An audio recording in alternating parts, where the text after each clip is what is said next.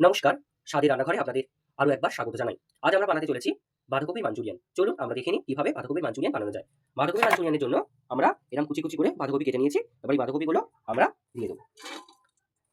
দেখুন আমি কিরকম কুচি, কুচি বাঁধাকপিগুলো কেটেছি। ঠিক এইভাবেই বাঁধাকপিগুলো ভালো করে কেটে নিতে হবে। বাঁধাকপিগুলো দেওয়ার পর এই বাঁধাকপির মধ্যে আমরা একে, একে পরিমাণ অনুসারে নুন,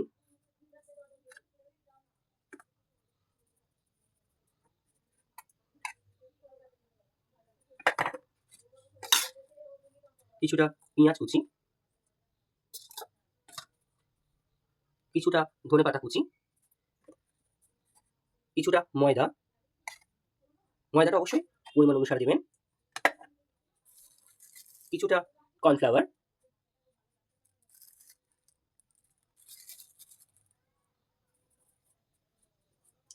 লাল লঙ্কার গুঁড়ো এবং কিছুটা জিরে গুঁড়ো দিয়ে ভালো করে উপকরণগুলিকে আমি মাখিয়ে নেব।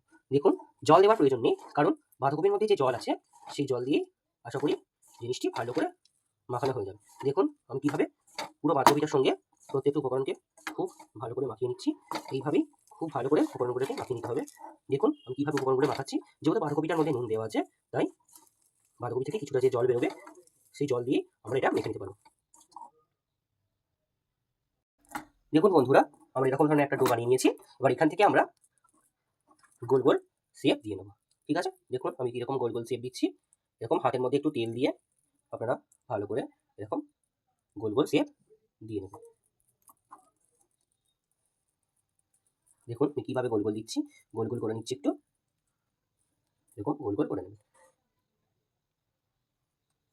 মাঞ্চুরিয়ানগুলোকে গোল গোল করে নিয়েছি। এবার এগুলোকে আমরা ছাঁকা থেকে ভেজে নেব।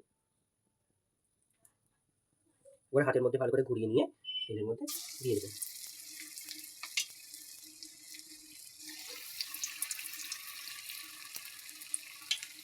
আরে মাত্র এই কটা হলো?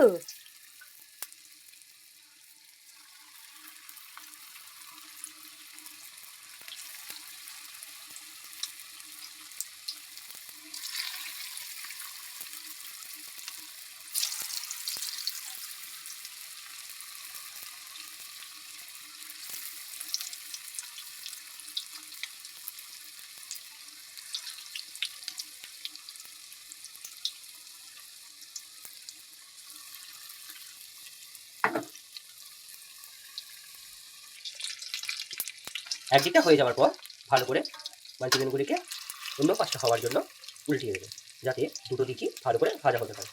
দেখুন আমারগুলো কি সুন্দর ভাজা হয়েছে।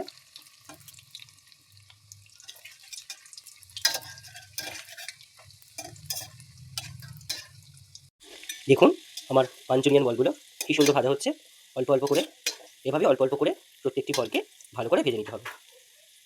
দেখুন আমি একটু একটু করে উল্টে দিচ্ছি, সুন্দর ভাজা হচ্ছে। একটু লোয়ার ফ্লেমে ভাজবেন, যাতে ভিতর থেকে সমস্ত সবজিগুলো সেদ্ধ হয়ে যেতে পারে। দেখুন যেভাবে আমি ভেজে নিচ্ছি, বলগুলো ভেজে নিয়েছি। দেখুন বলগুলো কীরকম হয়েছে। এরকমভাবে আপনারা প্রত্যেকটা বলকে ভালো করে ভেজে নেবেন। চলুন এবারে আমরা একটা সস বানিয়ে নেবো মাঞ্চুরিয়ানের জন্য।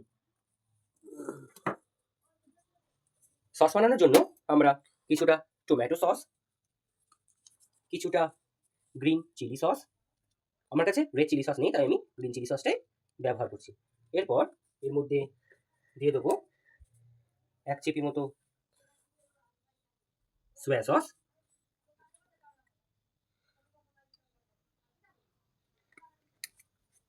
এবার 3টে সসের মধ্যে কিছুটা পরিমাণে জল দিয়ে আমরা সসটা একটু ভালো করে গুলে নেবো, যাতে 3টে সস ভালো করে গুলে যায়। একটু বেশি পরিমাণে জলটা দিলাম, যাতে প্রত্যেকটা সসের সাথে ভালো করে গুলে নিতে পারে। দেখুন আমি এরকম ধরনের একটা সস বানিয়ে নিয়েছি। ঠিক আছে, চলুন এবার আমরা রান্নাটি করি। তার জন্য আমরা এবার আমরা তেল গরম করে নিয়ে এর মধ্যে একে একে কেটে রাখা পেঁয়াজ,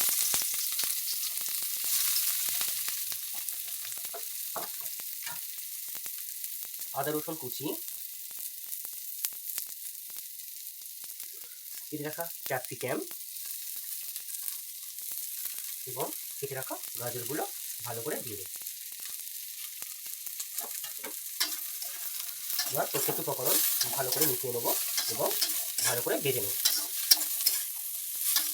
আমি কিছুটা ভেজে নিয়েছি। এবার এর মধ্যে আমি পরিমাণ অনুসারে নুন দেবো, অল্প করে নুন দেবো, কেননা অলরেডি সসের মধ্যে কিছুটা নুন আছে। এবার একটু অল্প করে নুন দিলাম। নুনটাকে খুব ভালো করে আমরা মিশিয়ে দেবো। এরপর যেটা সব থেকে গুরুত্বপূর্ণ মাঞ্চুরিয়ান বানানোর জন্য, সেটা হচ্ছে আমরা এর মধ্যে এবার আমরা যে সসটা বানিয়ে রেখেছিলাম সসটাকে দিয়ে দেবো।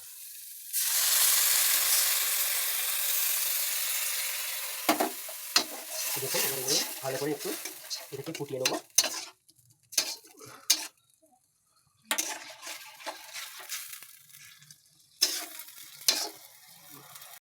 এবার এর মধ্যে আমরা মাঞ্চুরিয়ানগুলো একে একে দিয়ে দেবো।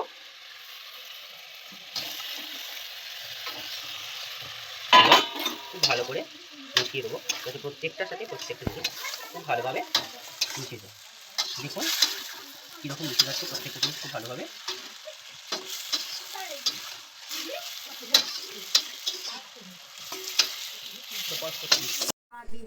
এবার দেখুন ফাইনাল লুক, এটাকে কেমন দেখতে হয়েছে।